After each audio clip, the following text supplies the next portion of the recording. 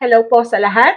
Magandang araw po sa lahat ng ating mga manonood, lalong-lalo na po sa ating mga SSS members at pensioners. Welcome po sa aking YouTube channel.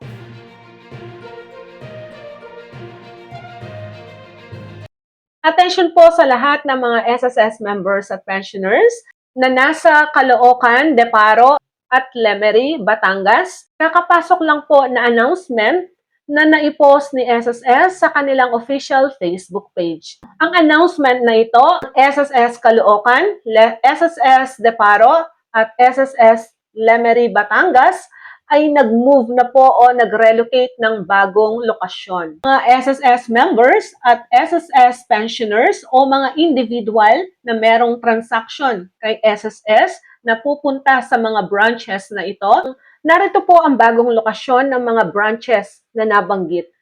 Para sa SSS Caloocan, 5th floor SM City Grand Central Rizal Avenue Extension is Grace Park, Barangay 88 Caloocan City.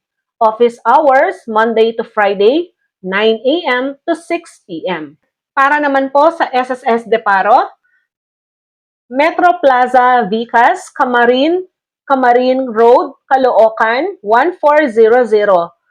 Office hours, Monday to Friday, 8 a.m. to 5 p.m. At para naman po sa bagong office ng Lemery Branch ng Batangas, narito po ang bagong lokasyon ng SSS Branch.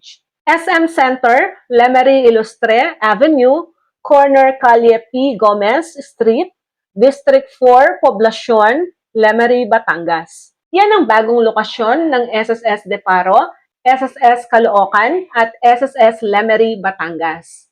So sa mga SSS members, sa mga SSS pensioners o mga individual na merong transaction sa SSS, yan na po ang bagong lokasyon.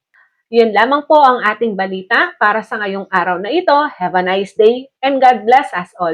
Ito po ang inyong lingkod, Pro Information Hub. Good day po sa lahat.